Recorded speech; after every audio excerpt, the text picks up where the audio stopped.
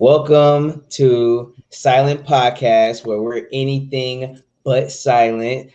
I am your host, Ganjo, coming back with a mocked rewatch original. I don't know what you call this, whatever this is. And I'm here with my wonderful co-host, Esme. How you doing, Esme? Good. I had streaming issues with this movie tonight, so besides that, good.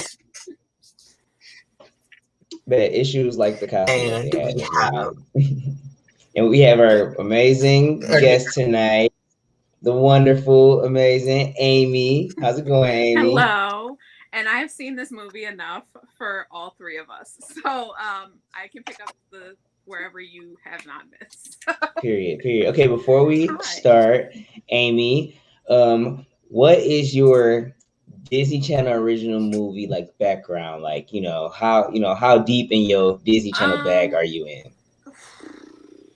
I've definitely seen most of them. My favorites being Halloweentown, Halloweentown 2, Calabar's Revenge. We'll get into that. And I also really like Smart House, but I have a place in my heart for all of them. I was 6 or 7, I think, when they really started coming out. So like it was at the prime of my youth where I was like, wait, like this is it for me. This is where it's at. So yeah, I just have a really warm spot in my heart for them, and like having a child, like we watch a lot of them regularly. Disney Plus is a must in our house. So Period. We love to see it.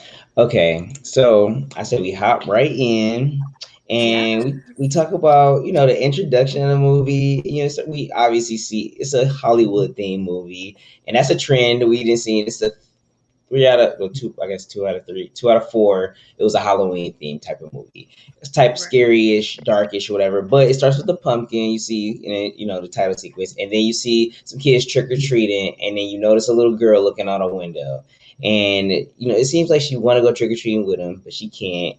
And then she says she feels somebody coming. And this first inclination that some type of powers is in his house. And then we like go over to see Marnie is talking to her mom about going out on Halloween, and this is where the mom basically hits the bomb where every Halloween they can't leave the crib. So starting this movie off, how did you feel, Esme? Like, what was the vibe? I didn't remember that it started. I haven't watched this movie in forever, so I didn't remember that it like started out with them not really being on house arrest. But I think it was interesting. I think like I kind of get where the mom's coming from, but like also like explain to your children, like let them know, like don't like you can't go outside on Halloween. Like tell them the reason, like Yeah, I think my favorite part of this interaction is where Marnie says, I'm 13, I'm practically a grown-up. And I find that to be like such a Disney trope that like in so many movies, these young ass teenagers are like, I'm a grown-up. And I'm like, bitch, you don't even know. I'm like, you're not, you're basically like you are the first day of a teen. That, like, also, my favorite thing about this scene, other than that, is Marnie's outfit. Like the styling of this movie is absolutely iconic. Like half of my wardrobe is based off this movie. I'm not even gonna lie. Marnie is seen in like this iconic highlighter yellow like sheer button down that she has tied up around her bosom in like a black velvet tank top underneath it with like these bright orange pants. And I was like, you cannot possibly be more Halloween than this.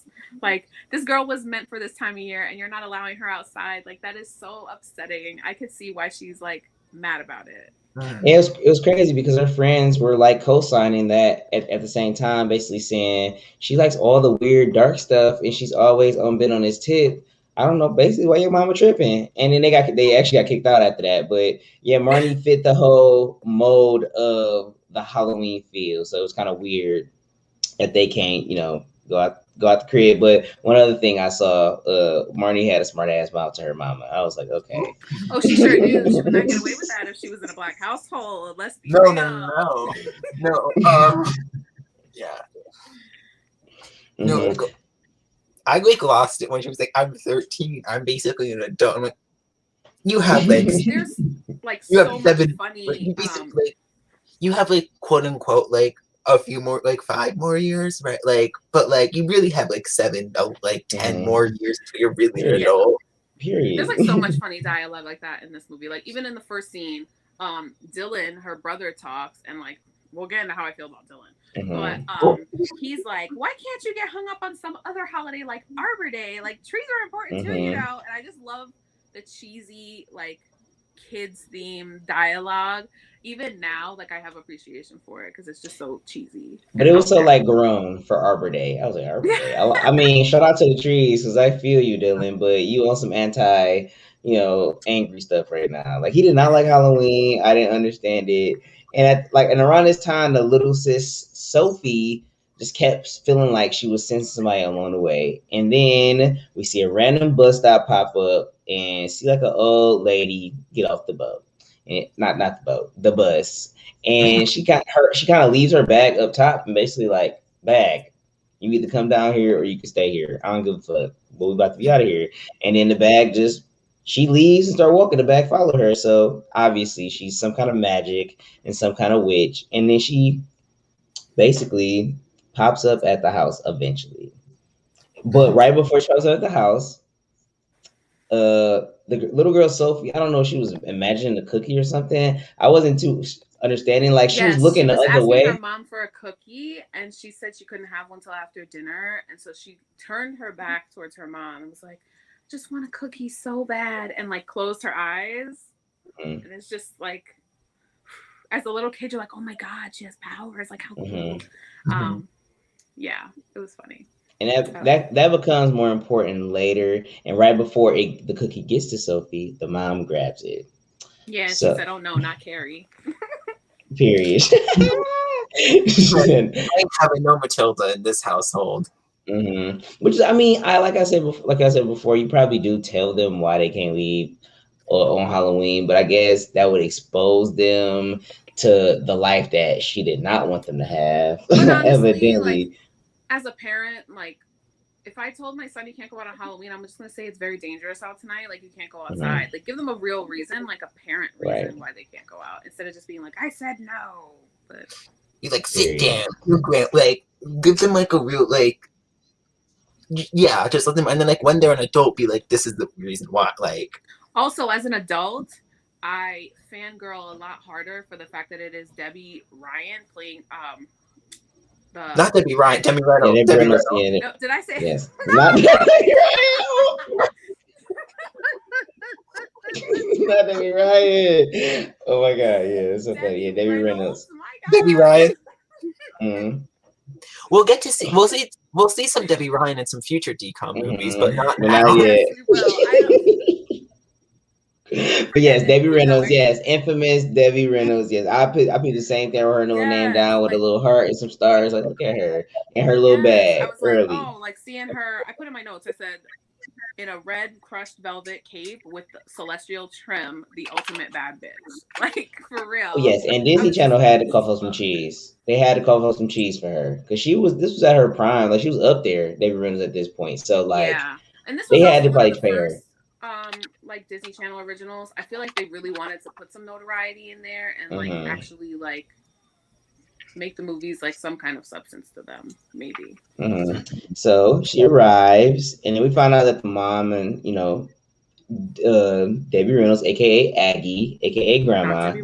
I can't believe I did that. It's all right.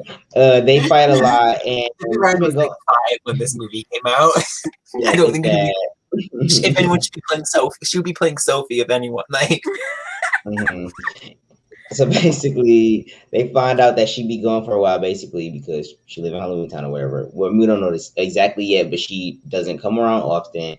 And Grandma can be deep in her bag, so whenever she comes, she bring the kids treats. She brought them little candy. They had like a little Mary Poppins bag. I love that. It's like infamous. It is infamous. And like, what word am I thinking about? It's like it's bottomless. It's a bottomless pit of amazingness or whatever. And they like get the garlic clove, put it on a door. So introduce that she's a little superstitious, but like she's a little magical too, so it's a reason why. So they talk about Marnie's 13th B day and why it's important. And this is just the mom and did I skip the bedtime story? I'm sorry. They so basically they want a bedtime story from their grandma. The grandma tell them about Halloweentown, right? I feel Right. like ooh, I might have skipped something. I'm sorry. Oh my god. I don't know where I'm at. But I remember writing this down. But basically, they talk about Halloweentown and it's just cartoons. And she tells them a story, just like a little ghost story. And then they see a picture of a witch. And it's Marnie. It's a cartoon picture. And Sophie was like, oh my god, that's Marnie. And And the then little brother Marnie, said, "Is like that can't be you because that girl's cute and you're not." yeah, What a he little tried to shit. have. Mm-hmm. No, He most he told definitely me was. to catch some He was hands. a bit Like of a brown noser, like really badly, like being up his mom's butt, like just kind of wanting to be like wanting the approval so bad. Like I guess no, he it's was different because like seeing it as an adult, it's like they don't have a dad around, and he kind of just wants to be like Mm-hmm. the one. But no, when he called himself the man of the house, I laughed. I was like, yeah, I mean, technically he is. I mean, he's not the big like man in the house, but he is the man in the house. yeah, like that's a dynamic I didn't really put much thought into until I was an adult and saw it now, and been like, oh, well, that's why. And I mean, he It probably just feel like comes he off had as a a dick when you're a kid and you're like, why is he so mean? yes, but he has a sense of protection. He want to Right, protect them by like telling them to not do stuff.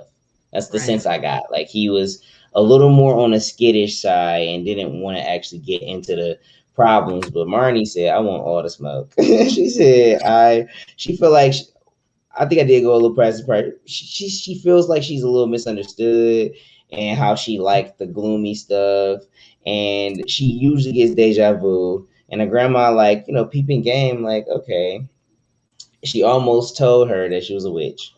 So But then the mom comes in and is like, yeah, she said, "Oop, no, that's not gonna happen, Grandma. I need to come talk to you." So they talking in the Lord. kitchen, and they talk about Marnie's 13th birthday and how important it is, and if that's the final time, basically, a witch will have like her training. Like she should be fully trained at that point, and Marnie has not learned any of her powers. So do you think this is like fair that and if the witch does not use their powers by 13, then they go away forever? Do you think this is a fair decision for the mom to make, Amy, for Marnie? No, not really. It's like if that's her family's culture and you're deliberately saying like I'm going to keep them away from that because I don't personally want to be a part of it, it's like kind of messed up to make that decision for your children without letting them at least see what they're grown from. That would be Mm-hmm. like if I don't let my child know like where his family's from and give him the opportunity to learn about it. Like even if it's not your thing, it could be their thing. So I don't know. I'm not that kind Mm-hmm. of parent. I would allow them to learn stuff, but not everybody But copes the same way.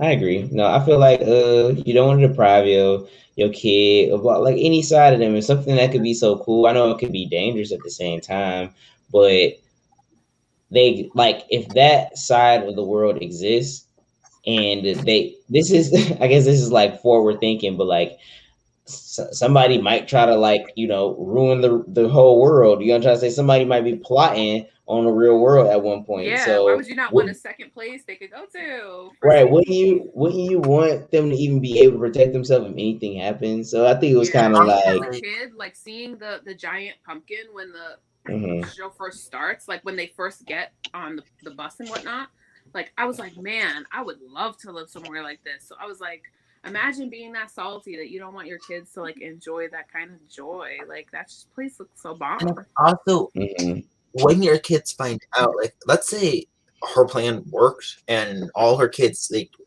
13 now they're adult like are adults and realize they don't have magic and then they find out like that's gonna be Yeah, like you kept it from like them. a relationship ruiner for you because like you hid this from them and you like you're gonna like ruin your relationship with your kids if you can like if you got to go too far. mhm.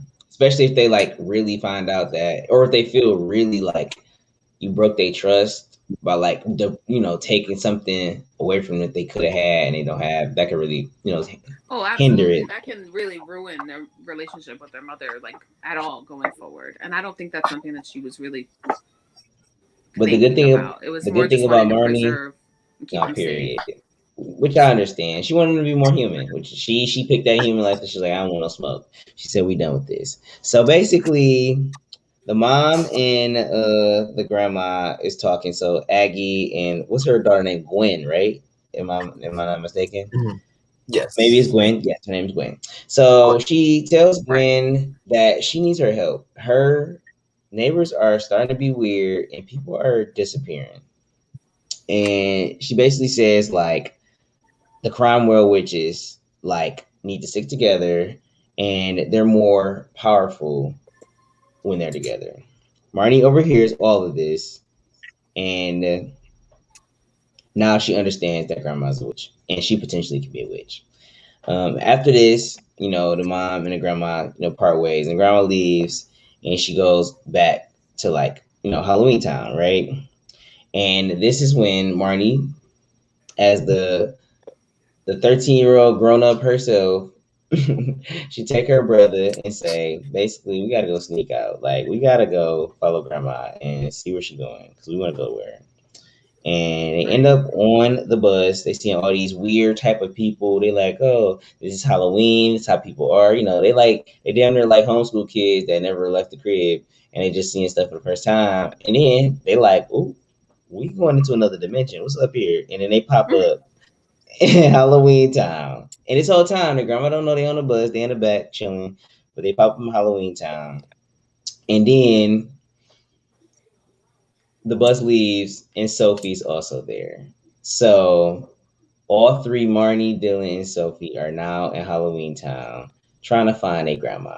So how did y'all like this, I guess, portal into another dimension scene? Like I was saying, this was the scene that sold it for me. That like if I was given the opportunity, bitch, I'm living in Halloweentown. I was like, look at all this. You have like a random goblin guy dressed as a priest. You got like all kinds of crazy characters. And it's like, it was just mind blowing. As a little kid, seeing all that, like the makeup, even now, the makeup still holds up really well. Like the mask they use, like whatever prosthetics they were using, all hold up really well. They The look only like thing real that really didn't monsters. hold up was like the cookie floating through the air, little things like that. But the makeup was just phenomenal, and like I still love to see it. Yeah, no, I think they Mhm. for that time, like in the I guess 90s, Because I guess they most of that stuff is all practical. Like that stuff is all.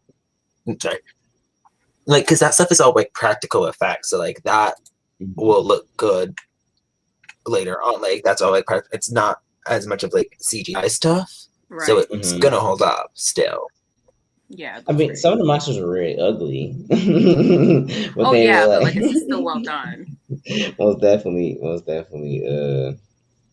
So I don't know. So when they get to Halloween Town, they like see Calabar, who is the mayor, Wait, you're and missing one. You're missing something. When Aggie gets off the bus, she runs oh, she's there. into her neighbor, sweet little Harriet, and they talk about how she's going to volunteer at the hospital for the people without heads, and how she made them The these headless muffins, shelter. and she wants to give some to Aggie because the people with heads cannot eat them. And yeah, you can just tell she has like a very Susan Boyle energy to her, like very Very like Susan sweet. Boyle. Your neighbor asking you to come over for tea. So yeah, the foreshadowing of her being this very sweet person And is not lost on me. yes, yes, agree, Amy. Yes, Harry was real chill, and this was, I guess, the first friend we got to meet of Aggie's. She was all very cheery, and she has some good ass energy. And later on, we're gonna see why she has some good ass energy because whatever. So they meet. So they flash back to the kids after Aggie sees her friend, and then they meet the mayor, and then he quickly finds out that they're crime whales because Marnie don't care about telling nobody who she is, and and she basically he knows their grandma and their mom, and he like, okay, we got to get you to your grandma. So he calls them a cab, and the cab comes around, and it's like this skeleton man. He's like dead, but he's a cab driver. I guess he's damned the eternity to drive people around. I didn't really understand why he was a skeleton, but it's fine. So how did you feel about this scene when they first met Calabar and on their way to their grandma house? I heard you mention my husband.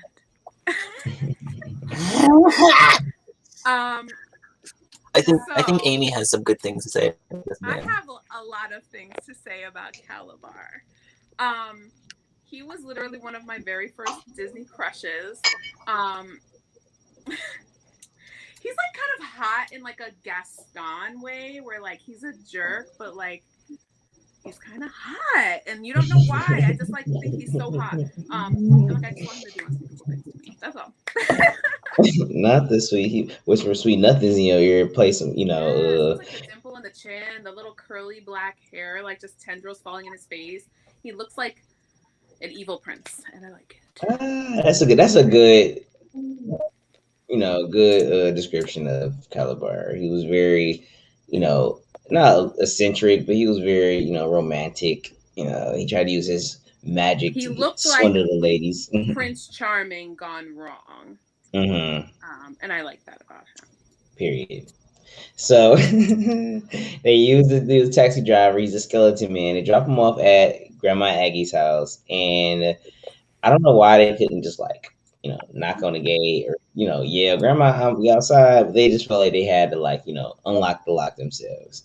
So they also, before you get to that point, they also ran into Luke. The neighbor they drove past Luke.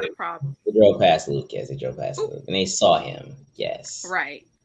And then the skeleton man explained that Luke used to be a cool guy, and he got a nose job and he became a douchebag. Right. So he reminds me a lot of Devin Sawa, like the guy that plays Casper. He's in Final Destination too. Oh, I think I understand about. Yeah, I don't know why I get like that same vibe from him. I feel like casting kind of probably was like, this is the look we want, and they found someone very similar to that. But yeah, I like him in that casting. And yeah, he was overly aggressive in this movie. Like the Luke character was just like so angry. I was just like, why are you so angry? Like, what's going on here? Some people are angry that they're ugly.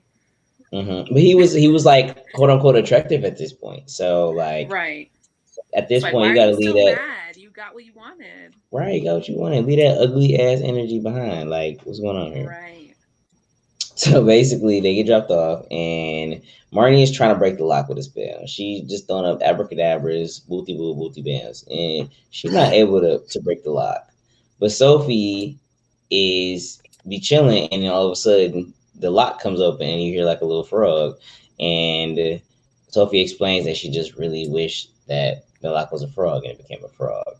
So this, I guess, I just pushed it open, and I wish that it would turn into a frog. Like so flippant, like about the part that was the actual magic. Like it didn't even click to her that it was something important that she was doing because she's so small. I love Sophie. And it's like we get to see like they really they like landing thin right now. But just because you wish something and you got power to do it, that's crazy. I wish like if I could just be like, I know, I'd be like, can I have pay this bill, rub on it, and it pays itself. Period. Rub somebody out. Let's go. So basically, they get to the grandma's door, and Marnie says that they're there to train because she like, what y'all doing here? Hey, what y'all doing here? And she's like, I'm trying to train, Grandma. And she basically tell them like, okay, I'm down to have you here. I'm not gonna send y'all home because we can't even communicate with your mama. We haven't created that technology yet, but we just need to get y'all back by 12 p.m. midnight on Halloween. But it's okay that they're there for a couple days because time runs a little bit different at Halloweentown. So how'd y'all feel about that like dichotomy where, in the real world, you know, Marnie and their mama like chilling, but they going through weeks out there. I would love to be able to disappear somewhere where other people can't bother me for a little while. Like, also, it's like if you disappear for like a week. Also, like if you disappear for like a week there, it's like maybe a day. Right. So like even if it was like give me an hour in our time and it's like a day in Earth time, I'm good. I feel it. I'll be happy with that to get like just a free day. Yeah. Yeah, I feel that. So I would also love to have a free day like that because it's kind of like you don't really waste it, but you get to like have a lot of fun in a condensed period of time. It feels like a long time, but it's only like an hour. So we shout out to that. Not like being in a miniverse. Shout out to Rick and Morty. Okay, so they look into her like I guess it's a crystal ball, kind of, sort of, and then they discover that some evil is on the horizon. So the feeling and the little details that Grandma Aggie have been picking up of her friends being weird and people disappearing, and she's seeing this like evil entity that's just like trying to be here, and they have to really find out, who is the villain and like how to stop him. So they have this talisman. It's like an ancient talisman, and it's powerful enough to drive the evil force away. How do y'all feel about this? This talisman. The talisman look nice to y'all. It's like a nice little stick, like whatever. It looked cool, I guess. It looked powerful. Yes.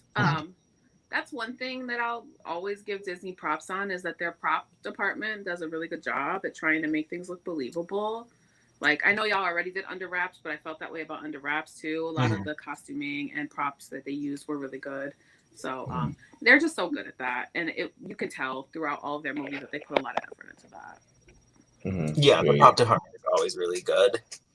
Props to props. Props to props. We do love it. So Grandma Aggie throws some little diblets and dablets in this thing, and she tries to make the talisman work, and she says a little spell over it, and this spell is going to come full circle later on. And do you know the spell, Amy? I do know the spell. Do you know the spell? No, I do not know the spell. She's like, Becky Ma, Becky Kefir, Becky Kike. Let's get it. I know that's right, Amy. The way Sophie says it later is just so cute, and I always remember it because my little sister would say it like randomly, like in the house when we were little kids, when we were playing with toys and stuff. So cute. Yeah, it's that block back here forever. So Grandma Aggie says that she tries to turn on, kind of blinks a little bit, and it doesn't work. And she said that's what she get for doing an instant like recipe of this, but she states that she needs to make it from scratch for it to have any chance to work. And the kid, like your grandma, don't do the lazy way out. We want the grandma's recipe where you took all day making it and it's delicious. We need that. The hard work. So the recipe includes a werewolf's hair, a ghost's sweat, and a vampire's fang.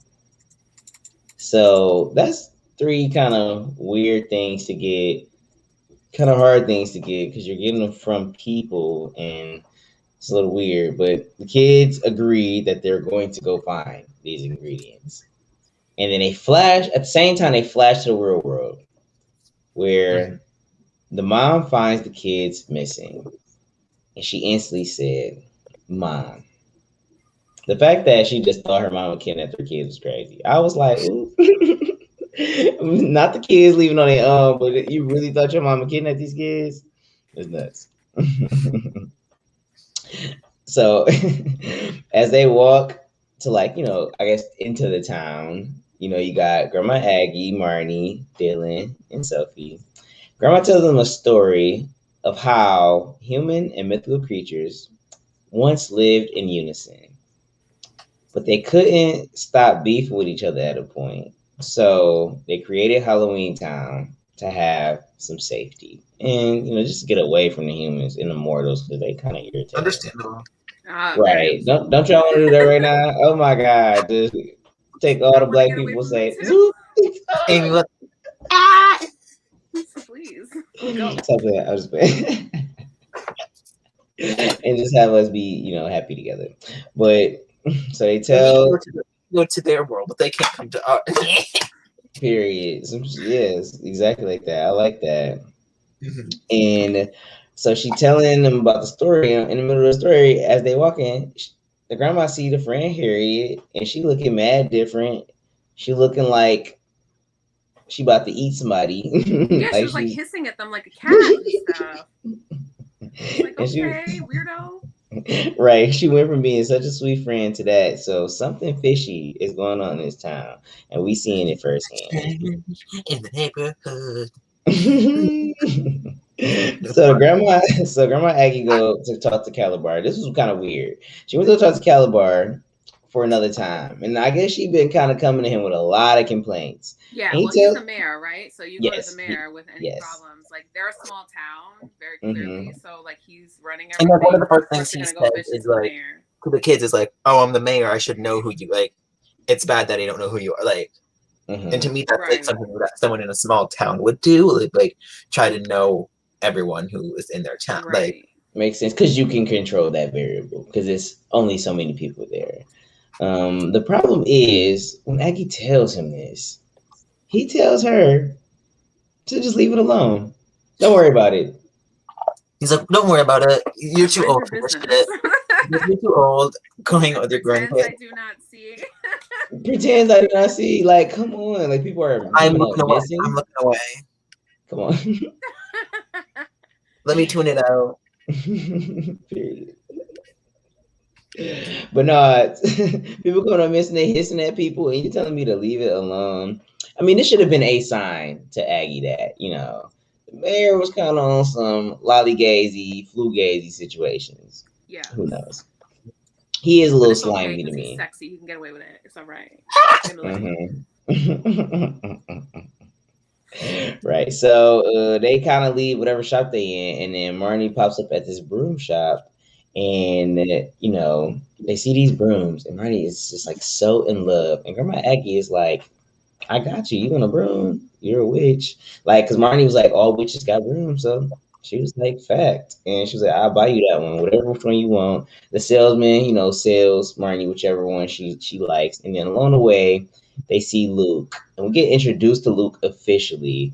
So, how did you feel about Luke when we first heard him speaking, Amy? I thought he wasn't that cute to be talking to people the way he was talking to people, first off. And it's like, if you're gonna like sell your soul for good looks, I would hope they're a little better than that, but that's just me being kind of fickle. But in general, you can see like he wants the approval of the people around him a lot, like really a lot. Even though he doesn't seem like it, like he's kind of putting on this air like he's tough and rough, but like deep down you can see that like he kind of just wants a friend. Yeah. What you ask me? Also, a broom is like absolutely not my thing. If I was a witch, I would never fly anywhere. You catch me teleporting because I'd be fine. Yeah, do you have a broom? No. I love like all that. I'd be like, wee. Looks like we're going on a trip. I am not. I'm gonna just blink. Where am I at? There we go. Not in your favorite rocket ship. Going through the skies, little Einsteins. But, so he's just being a little dick, and like I didn't understand why he was being so angry, especially because we're talking about how he got the good looks and he wasn't ugly no more. But I mean, they could do a little more work.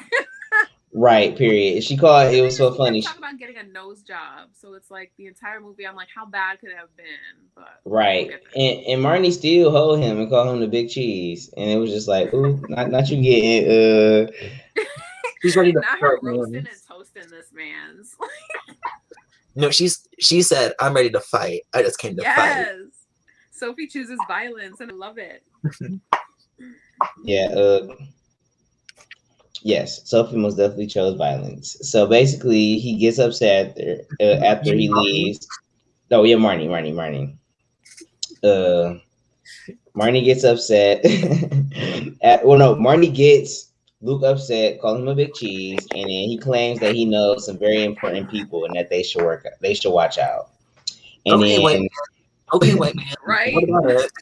It's Okay, very, white man trying to call the police on people. Okay. it's really very white privileged white man that's never been told no before. Yes, I will call. Period. He's like, my daddy's the principal. It's so true. Yeah, he's the weird kid who like doesn't have friends and try to use people in power for his to get his friends or whatever. But we don't like Luke out here, so We don't stand Luke.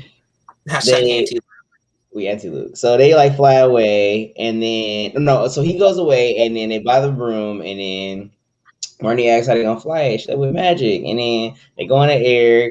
Grandma Aggie go in the air, and they woo, yeah, and they have fun. Marnie say, "Oh my god, pressure was so amazing," and then Sophie thinking she about to go next, and we're dealing one of them. They thought. Like you thought the mama popped up. Like, what is y'all doing? Like, Mom, what's going on here? She snapped on her grandma. She like, do not take my kids like that. I said, ooh. It was the finger wave, Esme. It was so good. You did such a mom finger wave. So good. We let her see it.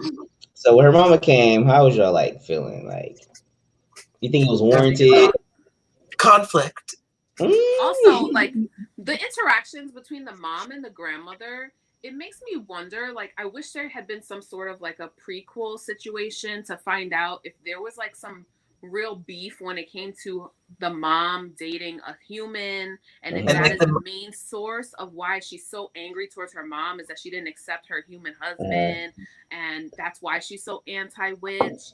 I just want more. Like, give me more. I know it's just the Disney Channel original, but I need more.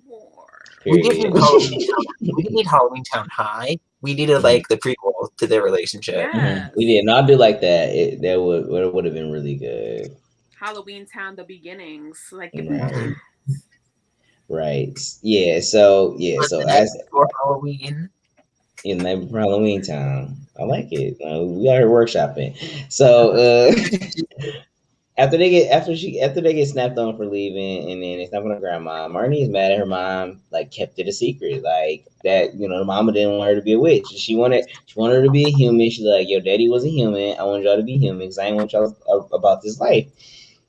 And Marnie and the grandma wanted Marnie to be a witch because the grandma, like, rightfully so. Why are you trying to kill our legacy? Like, why wouldn't you want them to be witches? Like, what's going on here? So after this little discussion, the mom tried, like, takes the kids away. Marnie is very hurt, like, but they and I wrote this, I was like, but they technically did run away. So, like, understood that she was like, kind of snapping on it. So they go into the bus stop to try to find a way home. The grandma is very hurt as well. She kind of like waddles the other way, like, crying and stuff, like very sad that her little grandkids got snatched up from her because she didn't even take them over there, but they came on their own and it was having like a really good time. So the mom and the kids go to the bus stop to see when the next bus is. Marnie is spazzing, talking about she ain't going to school ever again. Talking about she's like talking all this shit in the background as the mom is just trying to figure out the bus situation with these two men who are like these two and a half men. I don't know what to say. That are like not giving her any time of day. They're like, we're being paid minimum wage, man. We don't care about you. Period. Yeah, it was crazy. They was like Marty says some funny stuff. Now, do y'all think the bus was actually running right, or were they just trying to get her away?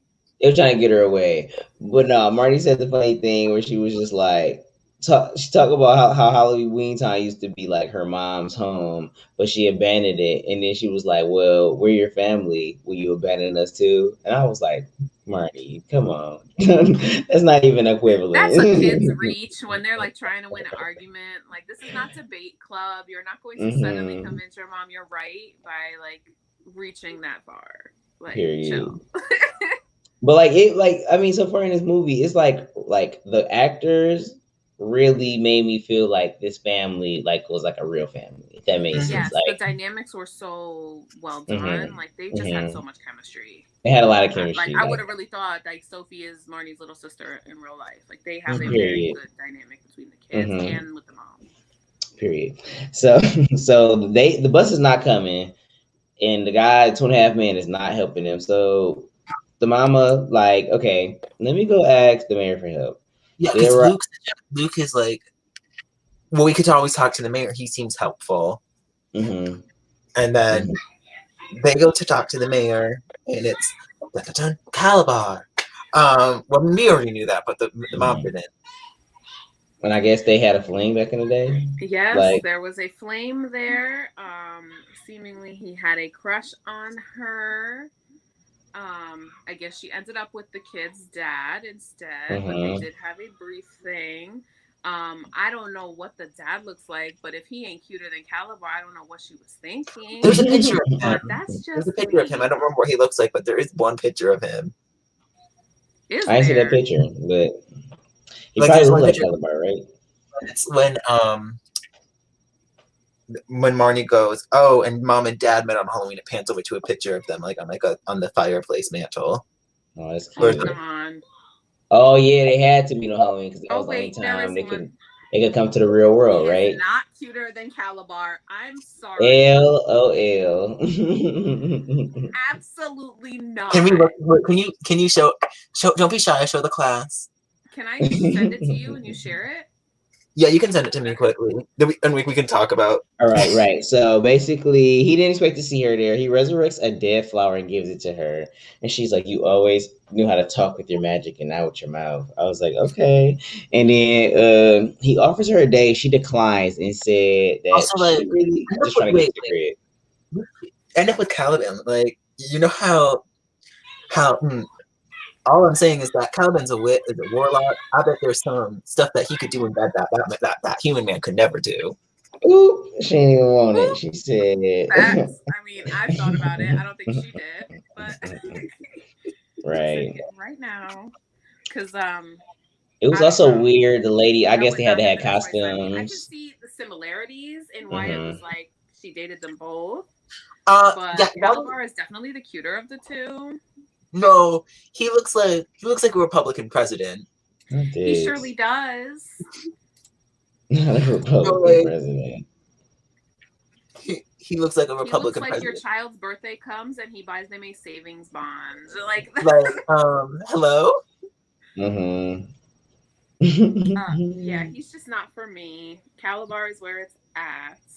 No, I like the lady with the pins in her booty, like not her booty, her butt, her body. Well, she had like the little like when you stick the pins. I want to be cast as in this pincushion. Yes. The pincushion. The pin booty. What? It was like all around pincushion. It was cool. I like that. That was funny. We're gonna get to my favorite character very soon. So the werewolf. Talk about it. The werewolf. What? The werewolf? The werewolf. We'll see.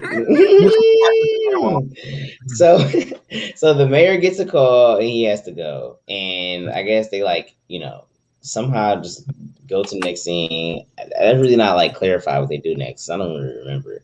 But they show Luke seeing Grandma Aggie, Sally walk in and basically states that it must be her fighting a battle by herself. Him knowing that nobody believes her, that all this messed up stuff is happening, and low-key, him knowing that he's been helping the BS out, he's trying to really swindle her into doing what he need her to do. I don't know why she fell for this because she don't seem like an idiotic old woman, but this was this was too basic for her to get tricked like this. So he convinces her to meet up with the evil entity, really to battle the evil guy, himself or herself. Right. So they flash back to Marnie talking on her mom, and she gets confirmed that, she's a witch by her mom. She hear her powers from them, and then the mom really wanted them to be more like we were talking about earlier, and then she didn't want them to have this type of life. And while they were talking, Sophie's looking out the window and she sees the grandma walking with Luke, and she sees them going into this weird building, right? Right. And on the way, Marnie and all of them, they go to save their grandma from, Luke or whatever, or this little thing. So Luke takes her to like this locked up movie theater to see the like entity. Okay, I would never walked in there anyway. With that lock on there, like, Grandma Aggie was tripping, you in there by yourself. But I guess she did feel like she was about to be doing it by herself because she felt like and she was also felt like she was the only one who really cared enough to try to figure out right. what was going on. Mm-hmm. So this is a like, bad. I see, and she's probably thinking like, oh, he's young, he's not doing nothing to me. I'm a powerful grown ass witch, and he's not going to be able to hurt me. So, but she doesn't know what kind of entity you're walking into. So, like, at the same time, protect yourself, but at the same time, Right. prepare for anything. Right, anything. Like, and the mom really felt her mama on this. Like, I know she didn't want to like really have her kids in this, but like your mama needs your help, and she keep telling you she needs your help, and you kind of ignore her. And I guess she get her due just in just a second.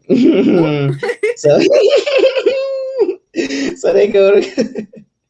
Yeah, she gets clipped. No, she gets her head ripped off. No. Not this. So, and when they in the movie theater, Grandma Aggie sees her friend, all the other people that went missing, and then Luke goes sit on the sideline, and then like the evil guy pops up. And like at this point, everybody's frozen in there. Everybody looks like they like been like they look like statues, but they're frozen in time. Yes, they're just like frozen in time. It's like very weird. Like, they look very like dingy, and like.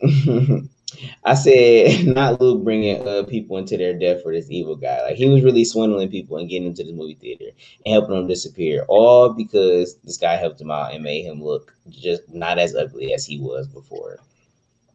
And like the evil guy knows that Aggie has the talisman, and and the whole time Luke's on the sideline talking cash, and like the evil guy basically tell him to shut up, like, because he kept instigating. Like, how your friend that just gave you some nice like looks tell you to shut up? Like, you must have been that irritating. But have you never experienced someone like that like you're ready to fight and they're in the background talking shit like they're about to be the one fighting, and you're like, mind your business, you're not throwing any punches, why are you talking?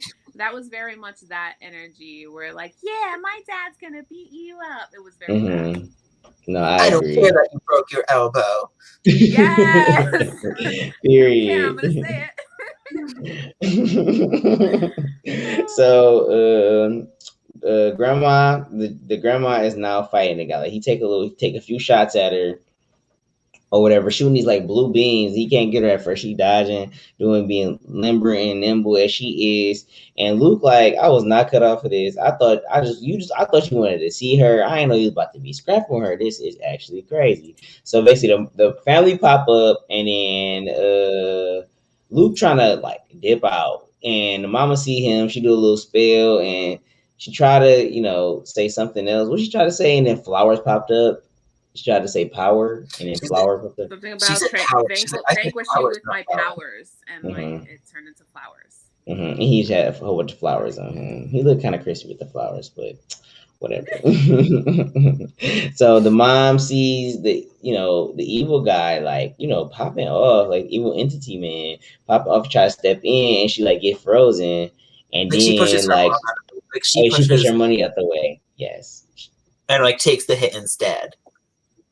Right. I mean, as you should. Any mother is going to do that. Also, sad moment. Your mom has a talisman that's like going to save the day. Not Abby. Abby. Abby.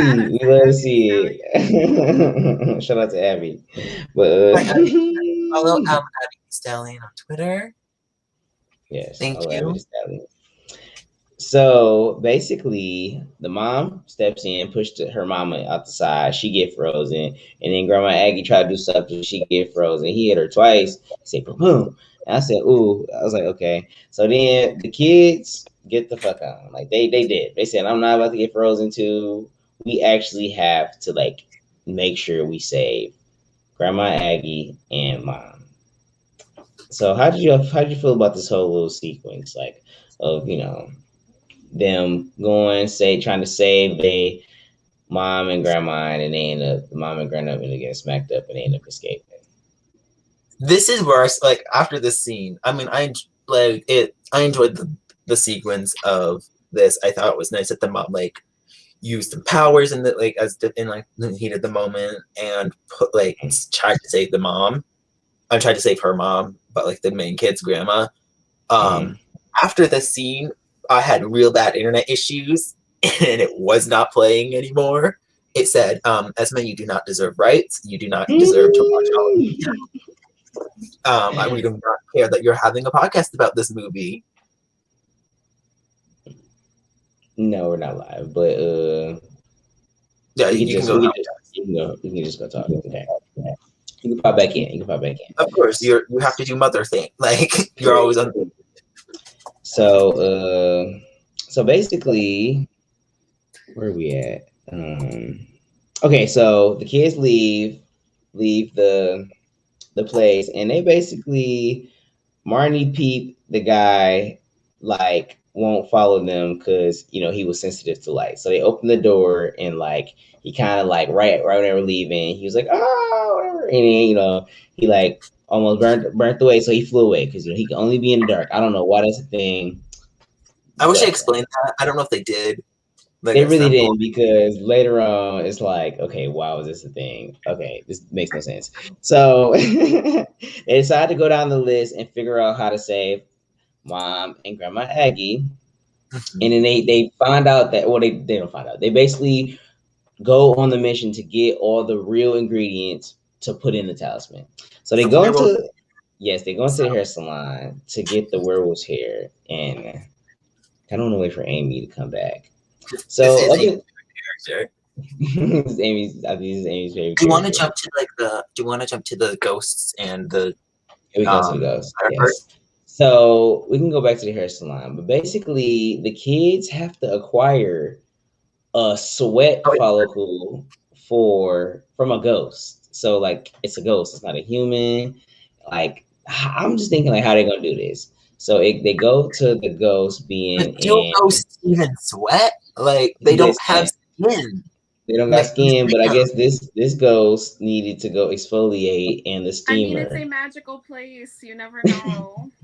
He was like, we was gonna come back to the werewolf. Don't worry. No, don't worry. No, we were waiting for you to come back so that you could also be here. Yes. So we can talk about the werewolf. No, we got you. We just we're gonna go up front and let's get back. So basically, the ghost had to like get the sweat off his little nose. So what the plan was with the ghost was, Marnie would just walked over to the side. The ghost was not paying attention. Walked over and turned the heat really high, and then Dylan came up to like distract the ghost and just talk a little nonsense to the ghost. And then the whole time the pressure was heating up, the ghost talking about, damn, this hell wasn't even as hot as this. Like, like it's hot, it's really hot in here. I'm baking. And then Marnie swooped in with a little jar, put her little finger under it. It said droop, and got that little dot and said, this is just enough, and got the little sweat and left. So, how did you feel about that, Amy? Did you feel did they turn down the heat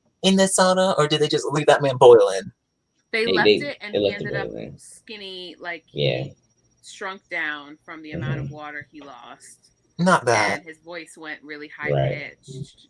Not poor man. They could have. They did him dirty. They did him dirty. But the first ingredient, this was the second ingredient they actually got. The first ingredient, they had to get some hair from a werewolf. So how did they get this hair, Amy? This is my favorite character in the entire movie, and I don't know why, but like it is this werewolf, like with this 70s button down and like coiffed hair and like full-on chest hair with a gold chain, and I love him so much. It is literally like a 3-second cameo, but for years this one moment where like they scratch his head with the razor and like cut off his hair, and he goes ow, like lives in my head rent free, and I just love it so much. Like when you go as the werewolf for Halloween. What? When you go as the werewolf for Halloween. All you gotta do is get like a little piece of tape and put it on the back of your head, like they took some like hair off your head. That'd be cool. But yeah, he was very cool. He was like, what did he say? She's a herb, or not a leaf or something. She's a herb, not a shrub. It was cutting like watch how you trim. Yes. Watch how you trim the leaf person Such thing. A well done, like momentary character. The same with like the aerobics instructor that was like the cat. She's like, and stretch, and I'm like, yes. Yes, no, yeah, she did good. She did really good. So basically, they got the hair, and then they get the sweat from the ghost. And Sophie also chose the ghost, and that was kind of funny. And then now they have to just get the vampire's fang. Somehow Marnie, I guess, put on some scrubs and just walked in there and was just like, okay, let me just hold the dental pan. In the dentist's office, yes. And the dentist pulled out the fang from the vampire, which didn't even hurt. Like, I have a terrible pain in my throat. I love it so much. It's so well done. The characterizations are just the best. That was so funny, Amy. Oh my god. They go to the dentist. As they get it, the skeleton talks to the kids. Mention that he knows their mom is there, and he basically assaults Marnie to get them in the car. So after they get the thing, like they need to go use the ingredients to get the talisman. But I guess the skeleton might have been working with the evil guy too, because he basically assaults Marnie. He tries to get her. I know your mom is in there, and he tries to grab her and everything. So he got turned over. I think at some point, he was no longer his normal self. Yeah, he was no longer his normal self. Unfortunate. Period. It was very unfortunate. So they have all the ingredients, and then they go back to Grandma Aggie's house, and they put them in a talisman. So Marnie tries to say the spell at first, and she just cannot remember. She just don't understand it. And then all of a sudden, they hear Sophie in the background saying, "Bekima, Bekiki fear, Bekiki yay." And then she's like, "What are you saying, Sophie? What could you possibly be saying?" And it worked out perfect. Mm-hmm. My favorite thing though about this is she remembered very clearly the exact advice her grandmother gave days before that, but not the very simple spell. She was like, "Oh, grandma always said magic is very simple. All you have to do is want something and then let yourself have it." I'm like, well, that's very nice that you remembered that whole long sentence, but you can't remember 3 broken words. Right. And Sophie is the good thing Sophie remembered, right, or would have been done. MVP of the whole movie. She was on top the whole time though. She was. Sophie won everything she ate. But that's why I was mad later on in the movies where Sophie didn't get her due diligence. But whatever. Fact. But later on in the franchise, whatever. So she made a son to help her remember that, which was amazing. So they fail once, and then they try again with more gumption, and it turned on. When they try again with their little heart and in synchronization, it works, and they instantly get out of that house, and they try to take the talisman back to the theater and try to use the talisman on a mom and a grandma to wake them up, but it just does not work. They were confused. They're I don't know how to do this. I don't know how we're about to get them up. What are we gonna do? So Marnie remembered that Grandma Aggie told her something. She was like, "Mortal see, mortal do," and she thought of the pumpkin in the front. Yeah, she goes, "On Halloween, where do you put the candle?" Which was just that was a cute way of them making something up, because mortal see, mortal do, a pumpkin with the lantern. I was like, okay, that's a stretch. Mortal do. Also good thing she remembered mortal see, mortal do, but not that.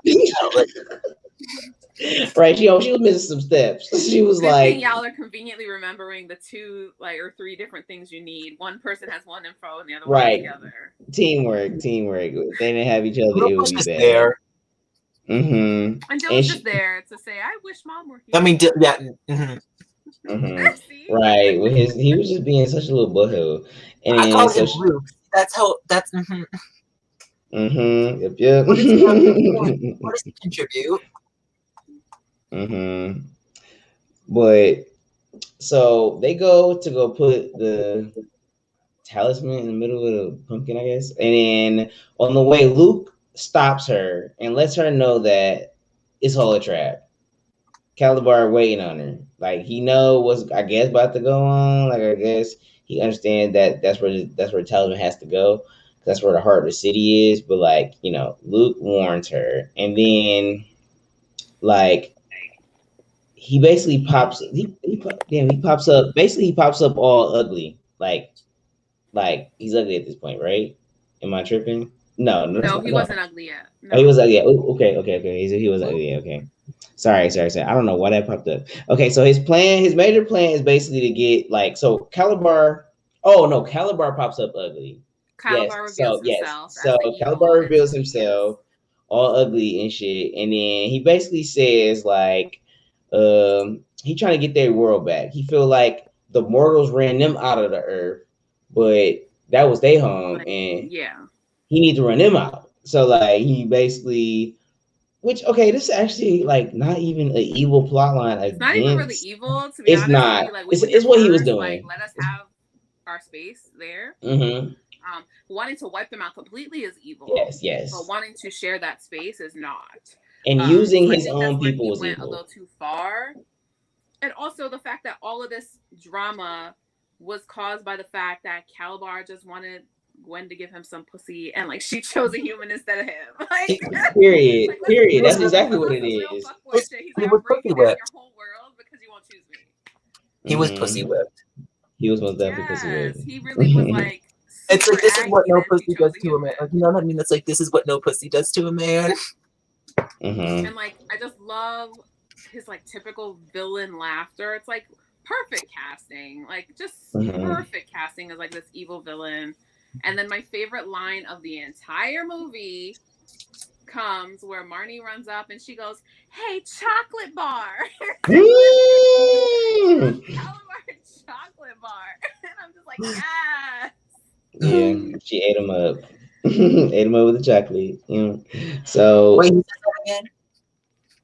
He said what? She confronts him in that moment and tells him that she's there to save Halloweentown. And then runs and puts her cape on, right? Yes, exactly. So right before this, Luke it's Sophie that calls him the chocolate bar, right?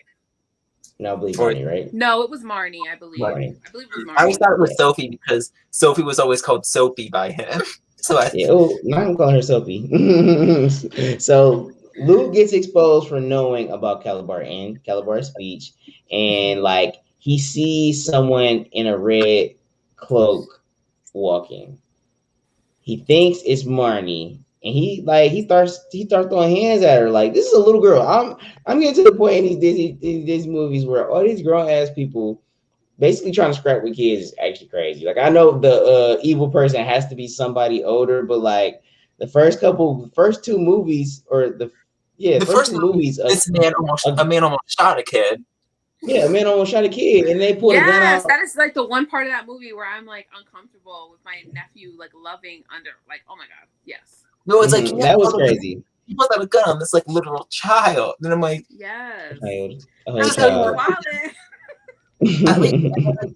At least with Brink, they were feuding with another child. Right.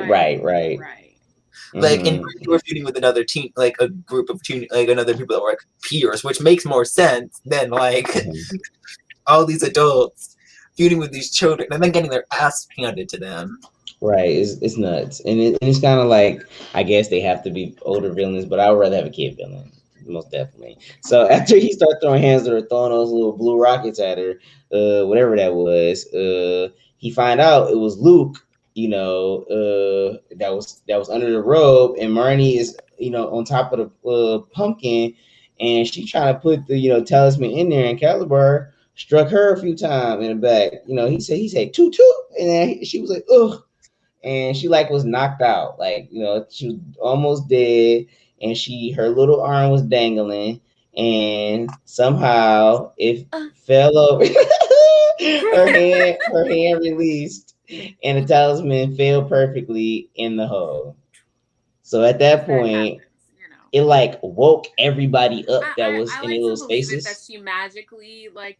I like to believe because there was like if you believe her, like if you want it, it will happen, and like believing. Yes, at that point they replay the clip of her grandmother saying like that magic is very simple. All you have to do is want something and let yourself have it.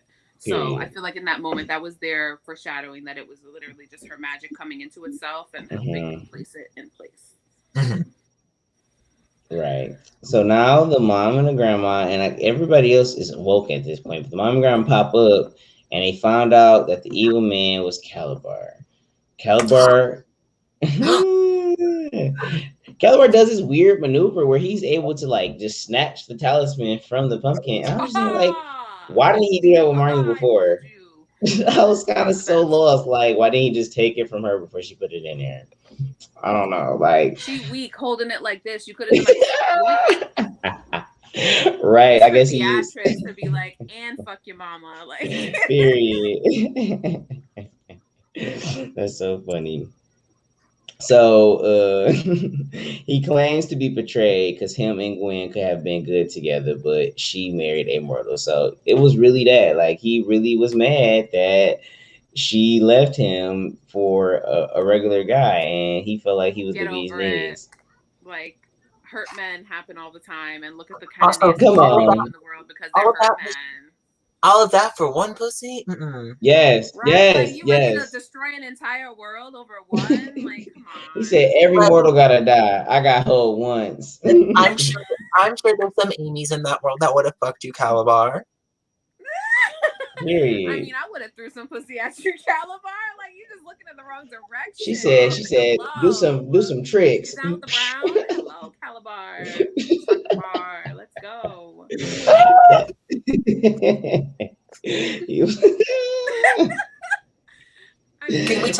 Can we title this when Amy wants Calabar's dick? Period. Amy is Team Calabar. We love to see it. So the grandma nothing wrong. No. So as like Calabar tripping up there, the grandma starts to say a spell. And the mom, for the first time in a movie, decided to join in, actually use her powers, for good. So shout out to the mom for actually getting her life together. That's how I feel. So at this point, the little brother starts to feel frustrated, and a little tingle in his fingers. We see a little blue light, they like twinkling, like, ooh, the little boy got some powers. So as Marnie and Sophie join in, they asked the little brother, like, okay, we can do this together. Like, Marnie stand up in front of them and assert her dominance as a queen witch. And they all join hands and they hum. They say, hum.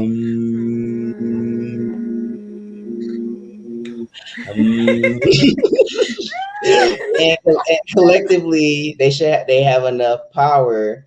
At first, Dylan wasn't about it. He was not believing, but Mario was like, believe. And we got this. And they did the hums. Period. They did the believes, and like they did believes. I said they did the believes. They did the hums together, and they believed, and like they destroyed Calabar and get the talisman back. He like just like disappears, like dissipates, and like the ether, like he just goes away. He doesn't like blow up. He don't catch on fire. He just, I'm gonna head out. Right. Ooh. Insert fading out give here.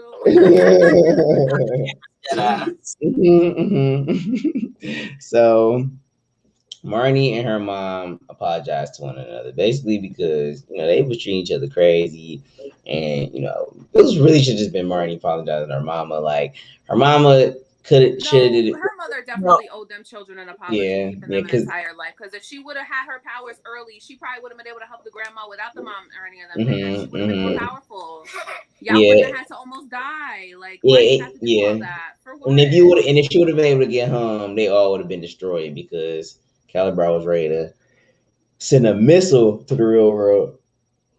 But so Dylan is still denying his powers. He still don't believe. He said, it wasn't me. That was fluke. I know what you're talking about. Marty like, no, you're a warlock, my guy. And you got the powers. So Marty sees Luke walking away and sees, oh yeah, this is the point when Marty sees that Luke is very unattractive. And the only reason he helps him like Calabar is because Calabar made him handsome. Like, okay.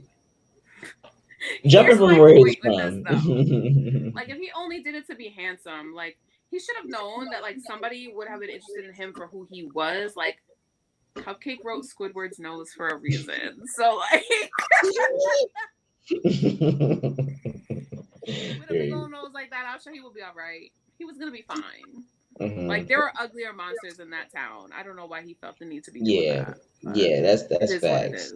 I mean, from where he jumped from to like his quote unquote handsomeness, I guess he did look better, but it wasn't a big jump. It wasn't a big jump. So the mom invites. Oh yeah. So basically, they talking, and the mom's talking to Grandma Aggie, her mom, and saying like, I really did appreciate you, like being around the kids. I like that. We like this feeling, and sometimes I could use you on a Tuesday night at the PTA meetings. They go a little late. And I start thinking code for that PTA meeting. She say she trying to get the cobwebs knocked off her. But PTA me going late.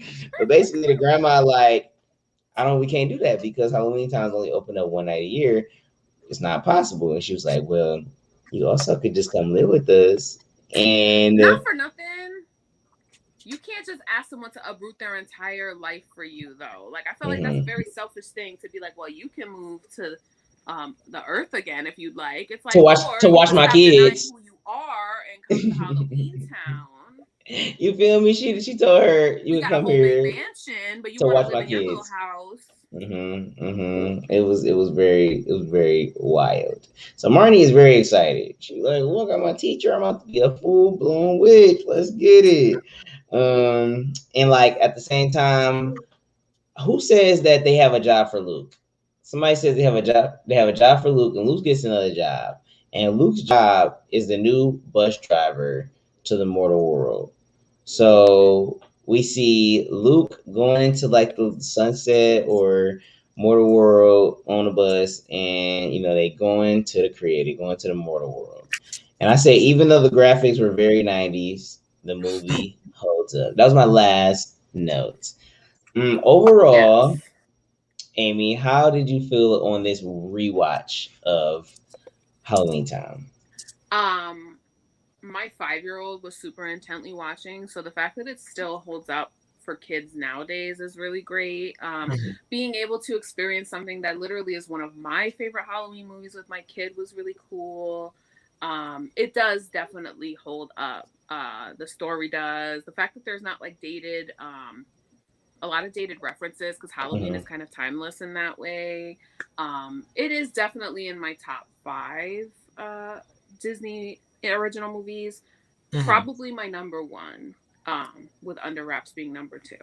So it is an absolute good time. And if you have not seen it yet, you should. You like the ooky spooky ones.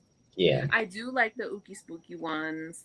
And what are some of Gotta Kick It Up. That one was a good one. Was that one? Yes. Don't Look Under the Bed is a good one. Luck of the Irish. Smart House was a really good one for me too. But Halloweentown was always my number 1. And as soon as I heard that y'all were talking about Halloweentown, I was like, so I'm coming over, right? I have a question, Amy. When we do, because like Halloweentown is a franchise, there's multiple movies. Would you want to come back on and be the guests for those ones as well? Is that even a question? Do I get to come on and schmooze about how hot Calabar is again? Then yes. No, I feel like it makes sense to have you like come back. I feel like it makes sense for you to come back and talk about the next ones because to keep it kind of concise, Yes, and I haven't seen those nearly as much as I've seen the first one, so it will be nice to rewatch those and kind of remember some things that I've forgotten. So what about you, Esme? How did you feel overall about the movie you got to see, I guess, most of it? I liked it. I think I've watched this once or twice before. I enjoyed it. My sibling definitely watched it more than I did. It holds up. I enjoyed it. I was frustrated, not with the movie itself, but with the buffering I kept getting every 10 minutes. So like that solely my experience, but like that wasn't a fault of the movie itself, That was Disney Plus acting fucking whack. Because I was like, let me test it out. And I went to watch another movie and it worked perfectly fine. Like it was only Halloweentown. So homophobic. Yeah. I'm just saying. And I'm like, of course, when I have to do a podcast about this, it says, you know what? But yeah, I actually like this. Out of the 4 I've watched, I think it's the best one next to Brink. I think it goes above Brink because Debbie Reynolds did so good and in her role, and like she actually had me like very into it. Right. And All of the characterization was just so good. All of yes, the it was casting so was good, and I really enjoyed watching it. So before we go, I'm going to share my I'm getting the thing screen. set up. Oh, you Okay, you got the can. tier thing set up? You know, you do it. You do it. You do it. You do it, man. Let me. So 1 second. we now have a tier list set up. Ooh. That I love a good tier list. we can. Where is? Out. Let me make sure it's just on the window. Okay. Can y'all see it? Does it show up? Does At the stream. Boom. Yeah, we good. We can see you. We can see the screen. So we had. Okay. Cool. So we have all of these. I'm trying to figure out where the original Halloweentown one is because I was looking at this before. Do you want me to do it? No, I have it like queued up where it's kind of like in order. So okay. Do you want? I can just here's Halloween I'll share mine. LOL. Let me share mine right quick. Yeah. Let me stop sharing. I think I'm doing this right. Hold on. Let me go right here. You can see this, right? Yes. Okay, bet. So we got Under Wraps right here, You Lucky Dog, Brink, and then we have Halloweentown. So since we just talked about Halloweentown, actually let's go. No, let's go. Let's go in order. Let's go in order. Okay. Under Wraps. Where do we want to put Under Wraps? Also S tier for me. I think it's an A. I don't know if other people feel that way. It's one of my favorites out of like Ganjo, where do we want to put this? Because I enjoyed it. I think I'm between A and B because I think where's the first one? I'll put it in A. Yeah, I think for me it's an A or B because I think the storyline was interesting, but it was kind of not as tight as I wanted it to be. Keep talking. Right. I think that's fair. You Lucky Dog can go factor that makes me want to put it higher, but that makes perfect sense. Like the story is very hard to follow sometimes. Also they're remaking it. Right. Are right, they? Right. I mean, yeah. I'm not gonna like it as much as the original. I'm just gonna say that now. What if you cast in it? No, not. I would love it. But I'm happy we have to talk about it too before they actually redid it. But Mummy's wife. I'm okay with putting it in my A. Favorite scene. Like I'm so sad I didn't get to be on that one because the mummies dancing together. Best scene. Best scene. You Lucky Dog. Now what the hell was this movie? I've never seen that in my life. I didn't even know that was a thing. This movie was so wild. So when I watched this quick synopsis, it's basically about a dog therapist that when he was a kid, he could talk about a dog. Now he could talk basically to the dog, and they could communicate. And he was really linked up with his dog. And then he was making money off of being a dog therapist, but everybody found out he was a fraud until he found Lucky, this dog that had a owner who had $64 million. The owner ends up dying, and basically the dog ends up inheriting all the money, but the dog therapist becomes his like proprietor person. Like he holds the money. So basically the movie's about him catering to the dog. And I came to the conclusion that if I wasn't a dog, like if I was a dog, this would be S tier. It's a super movie for me because it doesn't it's boring. It's Brink for me is S or A, either above. I'm not putting it above Under Wraps, but I put it in A tier for sure, like right behind Under Wraps. Like I think they're very is good though. Even. I think I've really great. It's up to you, but I don't know. So Esme. So you're thinking S, right? I'm either thinking S or A because I really enjoy each other out. Okay, I will put it in A, right in front of Under Wraps. Okay. The more like these are subject to change, but like I will figure it out. We can figure it out. Okay, so we have Halloweentown. Where do you guys feel Halloweentown should go? S. For me, it's an S, but that's just me. I feel like it is the most solid so far of the ones that you've watched. Like, and if you were to ask somebody to name Disney Channel original movies, this would be one of the first ones that comes to mind. It is iconic. Like I think for that reason alone, this one, like, variety, I think this one, like High School Musical, like on some other ones, are all ones that like come first to mind. Mm-hmm. Right. So like I feel like Yeah, that I automatically raised it agree. from an A to an S, Yes, just the I agree with notoriety this. alone. Like Halloweentown, the fact that it got 4 movies in the long run, like I know this is like we should be looking at it in an isolated situation of just movies, which I am, but this movie is really good. Like to the Or point like it was where able to get a franchise and hold a yes, yeah, it was some able of to the, hold a franchise. Yes. And it's also like the only holiday movie that I will watch outside of that holiday just because of that Hmm. movie. All right, bet. So we got Halloweentown in S tier. We have Brink and Under Wraps in the A tier. We have nothing in B tier so far. Nothing in C tier so far, and we have You Lucky Dog in D tier. What I would do, it has to stay there, and I'll tell y'all why You Lucky Dog needs to stay there. I watch this shit. keep I a dog. podcast. I podcast about this solo, and I'm telling you, if I was a dog, I would love this movie. And I'm like, who was the target for this? Like, it was very wild. The actor was really good, but other than that, it was so. So, with that being said, we can about wrap this podcast up. Amy, do you have any social media you would like to plug or anything you would like to plug? I do. Oh. Sorry. Very good. My Twitter is at the Killer Queen. Also, my Venmo is at the Killer Queen. Send me $1. And that's about it. I'm very excited that you asked me to join you, and thank you very much. I had so much fun. No, we most definitely have fun having you. You were like a really good guest. We'd love to see it. And We love to see Esme, what Uh, would you like to plug? my Twitter is Esme B Hart. My Cash App is at Esme B Hart too. Send me $1. Send me that coin. 10 is better. Send Esme 10. And yeah, thank you. Well, All right, bet. and Okay. Ganjo, do you have anything you want to plug? Yes, you guys can always follow me on Twitter at Ganjo Dank 2. It's Ganjo Dank. I say that kind of fast sometimes, and the D's kind of get submerged in the bullshit.